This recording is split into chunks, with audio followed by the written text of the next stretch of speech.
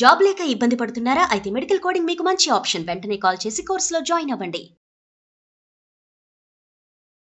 నమస్తే రమ్మగారు. నమస్తే జయ.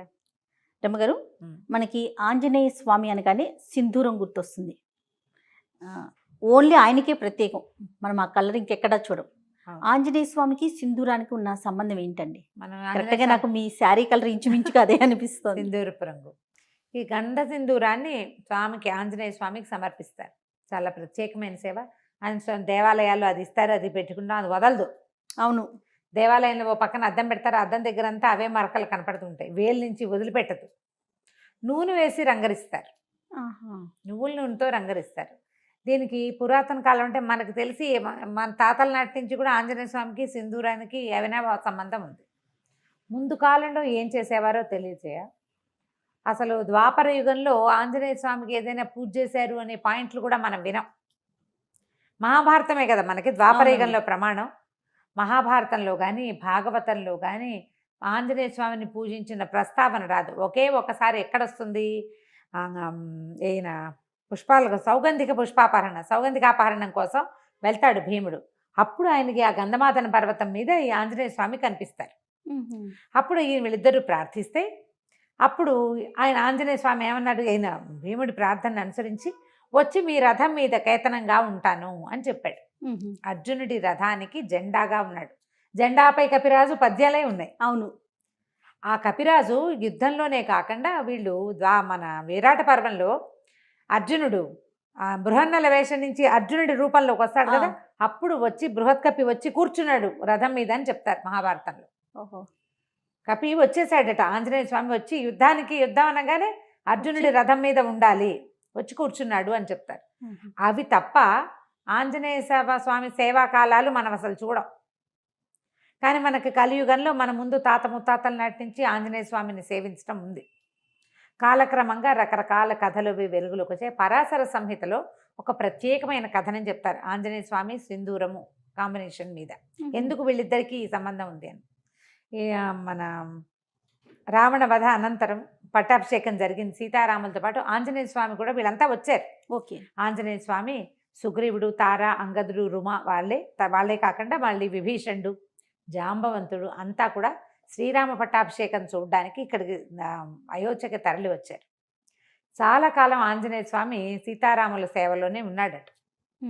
అయితే ఒకనాడు ఆయన వచ్చేసరికల్లా సీతాదేవి సింధూరం పెట్టుకుంటారు, బొట్టు పెట్టుకుంటుంది. అప్పుడు పాపిట్లో బొట్టు, సీమంతంలో బొట్టు పెట్టుకోవటం మన విధానం కదా. అంటే ఇప్పుడు మనం రామాయణ కథ అంతా నార్త్ ఇండియా కథగా మనం చెప్పుకుంటాం. వాళ్ళకి పాపిట సింధూరం చాలా ముఖ్యం ఆ ప్రాంతం వారికి. బొట్టు పెట్టుకుంటుంటే ఈయన అడిగాడు, అమ్మా ఈ సింధూరం ఎందుకు పెట్టుకుంటున్నావు నువ్వు అని అడిగితే సీతాదేవి చెప్పిందట, రాముడు అత్యంత ప్రీతిపాత్రుడుగా ఉంటాడు. ఈ బొట్టే రాముని యొక్క ప్రీతి, ఆయనకి ఇష్టం. రాముడు ఎక్కువ కాలం, చాలా కాలం చల్లగా ఉండటానికి ఈ బొట్టు పెట్టుకుంటేనే ఆయనకి మంచిది. రాముని ప్రేమ, దానికి కారణం ఈ బొట్టు అని చెప్పింది. ఈయన ఆలోచించుకున్నాడు, ఈవిడ ఒక్క చిటికెడు బొట్టు పెట్టుకుంటేనే ఈవిడ తప్పిపోతే రాముడు ఎంత దుఃఖపడ్డాడు.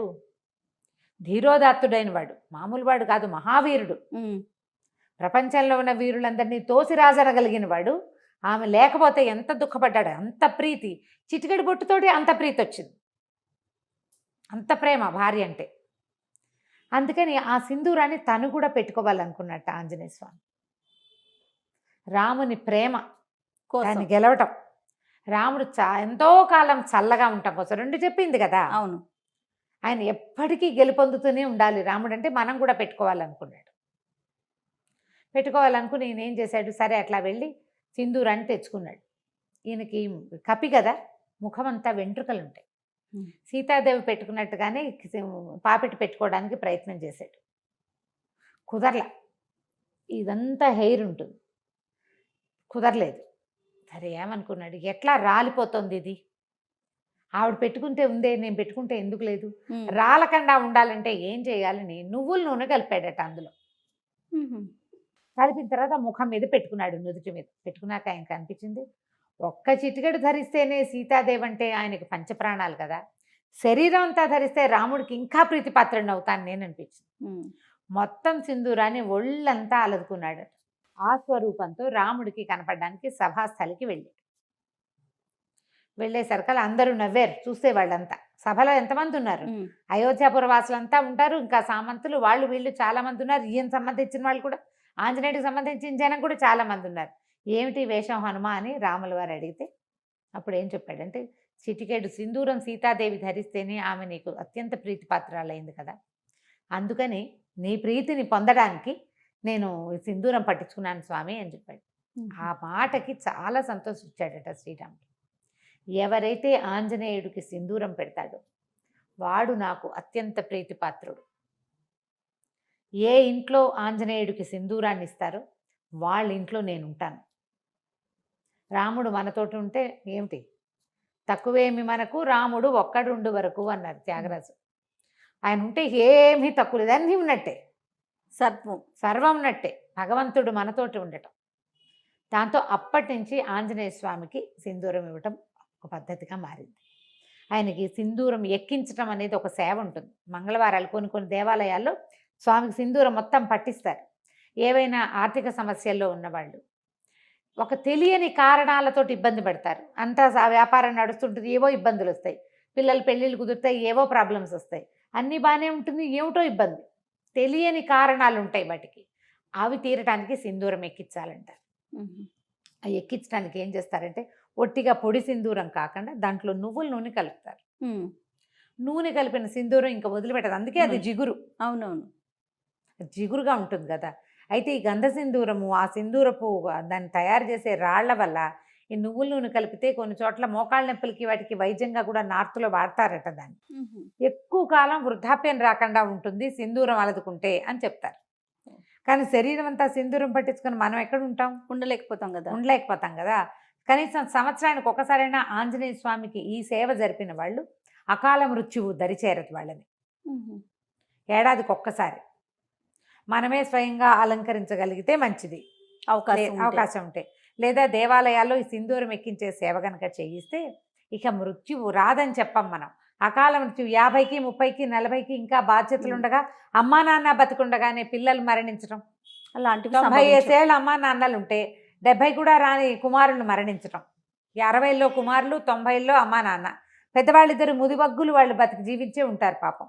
ఈ 60 ఏళ్ళు వచ్చిన వాళ్ళు యంగ్గా యాక్టివ్గా ఉన్న వాళ్ళు చిటుక్కుని వెళ్ళిపోతారు. ఈ కష్టం రాకుండా ఉంటుంది. ఆంజనేయుడికి సింధూర సేవ అంత మంచిది. వీళ్ళతోటి రాముడు ఉంటాడు. మామూలుగా మనం ఏం చెప్తాం, సహస్రనామాలకు తుల్యమైంది రామనామం. అదే కదా, శ్రీరామ రామ రామేతి రమే రామే మనోరమే సహస్రనామ తత్తుల్యం రామనామ వరానని. ఒక్క రాముడనే నామమే 1000 నామాలకి సరిపోతుంది. ఇంతకీ ఈ 1000 నామాలు ఏమిటి? 1000 రామనామాలు కాదు, 1000 వేరు నామాలు. విష్ణువు యొక్క అనంత శక్తిమయాలైన 1000 పేర్లకి ఒక్క రాముడనే పేరు కరెక్ట్ మ్యాచింగ్, దానికి తుల్యమైనది. అలాంటి రాముడు మన పక్కన ఉంటాడు. అందుకని ఆంజనేయ స్వామికి ఈ సింధూరం ఎక్కించడం ఒక పద్ధతిగా మారింది. మనం ఇటీవల కాలం మనకు దగ్గరలో కూడా ఆంజనేయ స్వామికి ఏముంది, ఆయన ప్రతి వీధికి సందుకి దేవాలయాలు ఉంటాయి. అవును, ఫలానా చోటే సింధూరం ఎక్కించాలి అని పెట్టుకోకుండా ఎక్కడ కుదిరితే అక్కడ తమలపాకులతో సేవ చేయించడం. తమలపాకులు ఆకుపూజ చేస్తారు కదా, ఆయన ప్రీతి. తర్వాత ఈ సింధూర సేవ ఇది కనుక చేయిస్తే చాలా విశేషమైన ఫలితం లభిస్తుంది. తప్పకుండా. నమస్తే. నమస్తే.